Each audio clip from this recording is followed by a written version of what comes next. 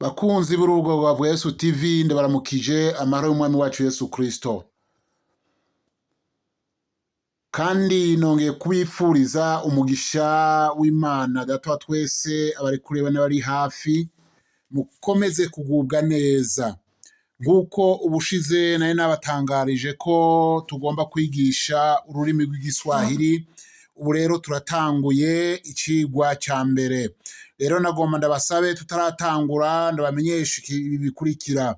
Uwo ari we wese azoshima kwiga ururimi rw'igiswahili ariko ariga akurikiye inyigisho, aribuka gushirako sabone ariyo subscribe, yibuke gushirako j'aime, partage, hanyuma cane cane commentaire.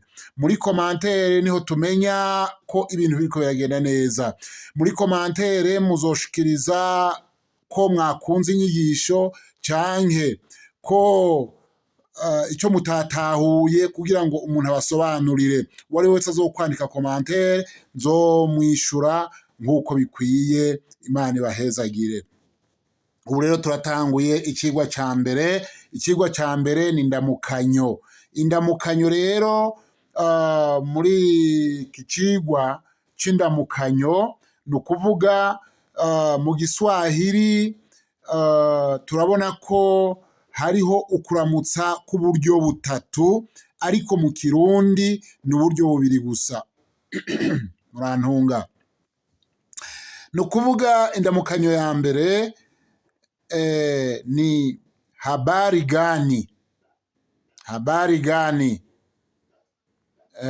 Ni ukuvuga havuga ngo amakuru maki. Habari gani.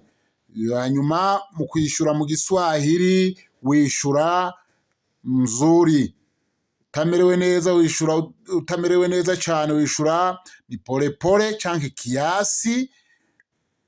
Aho uba utameze neza mu buzima cyangwa mu magara, ariko umerewe neza wishura mzuri. Rero uko niko wishura. Ni ukuvuga habari gani mzuri.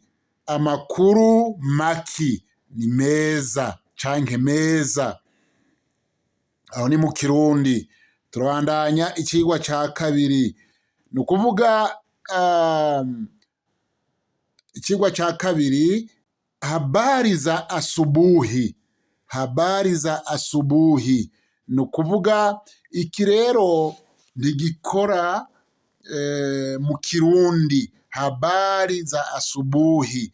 Ubwiye gusobanura uko iki kivuga ubuvuze ngo amakuru yo muri iki gitondo. Ariko kugira ngo tubipfunyapfunye tuvuge imvugo yumvikana, ni ukuvuga ngo mwaramutse. Mwaramutse. Hanyuma nawe uca wishura uti mwaramutse neza. Habari za asubuhi. Mwaramutse. Hanyuma uca wishura mwaramutse neza. Turagenda ku cigwa ca kabiri. Habari za jioni. Amakuru mu giswahili urumva ko bavuze jioni. Jioni n'umugoroba. Amakuru yo ku mugoroba. Ni ukuvuga hano mu kirundi ntibikora cyane. Ni ijambo bica umuntu aca avuga ngo mwiriwe mu kirundi. Mu kinyarwanda ntibavuga ngo mwiriweho cyangwa ngo wiriweho. Mu kirundi ni mwiriwe. Nawe uca umwishura uti mwiriwe. Mu kirundi mu giswahili amaze kuvuga ni kwa kundi nyene. Habari za jioni umwishura uti, uca umwishura uti nzuri cange kiasi cange pole pole. Habari za jioni nzuri cange kiasi cange pole pole. Ni ukuvuga ubu umwishuye ngo ni meza, ni sawa, canke ni buhoro buhoro, canke buke buke.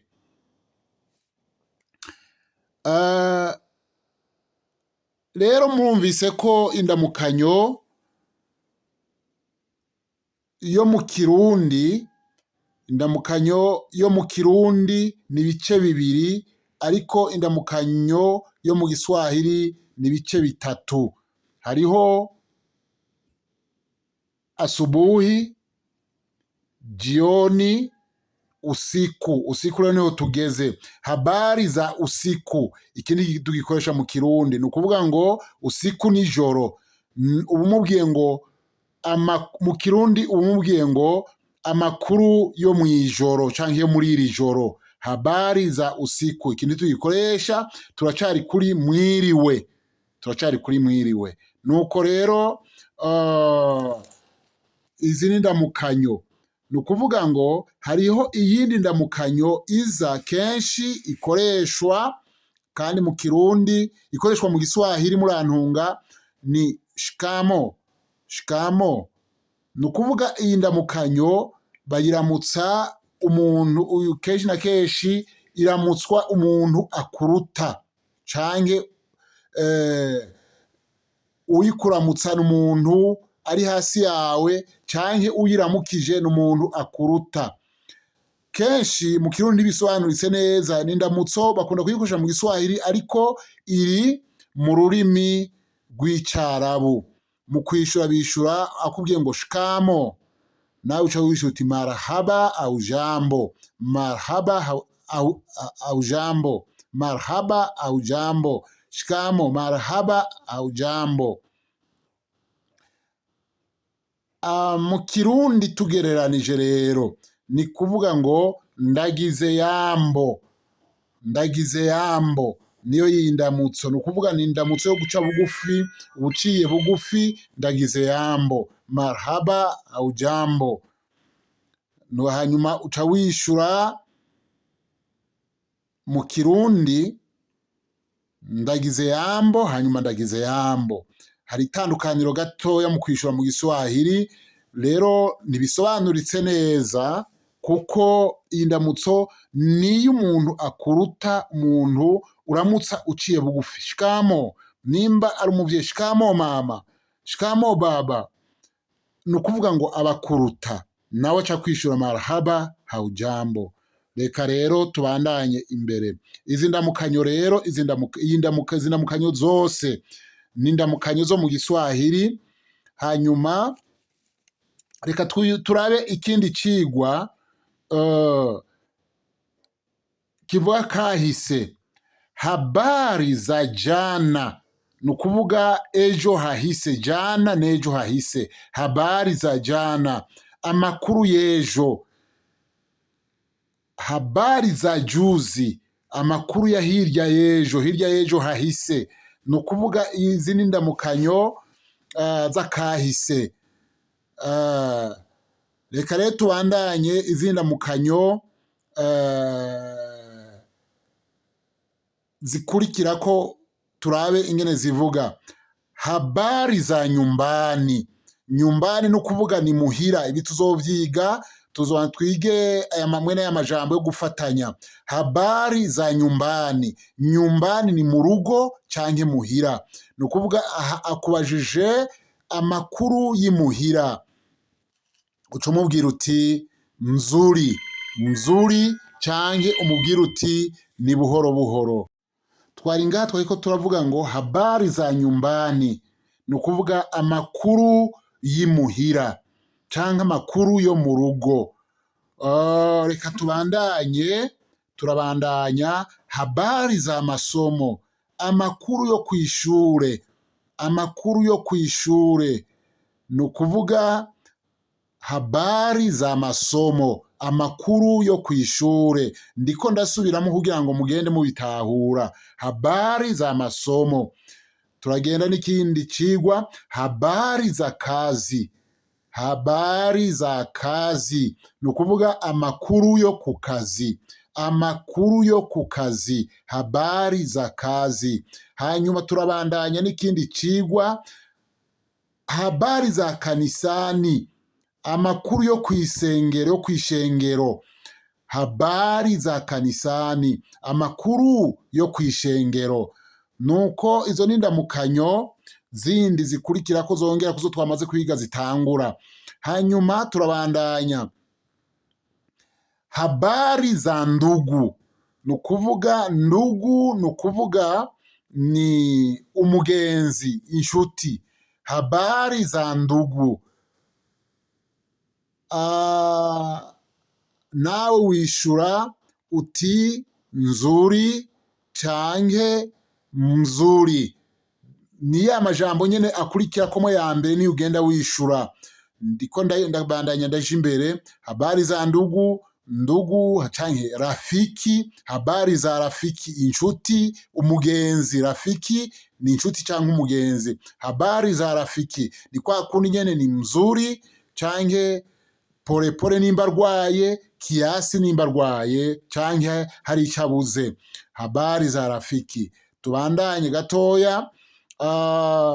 Habari za sokoni, amakuru yo kw'isoko, n'amakuru yo kw'isoko, amakuru yo kw'isoko. Mzuri canke safi. Tubandanye kandi. Habari za mjini.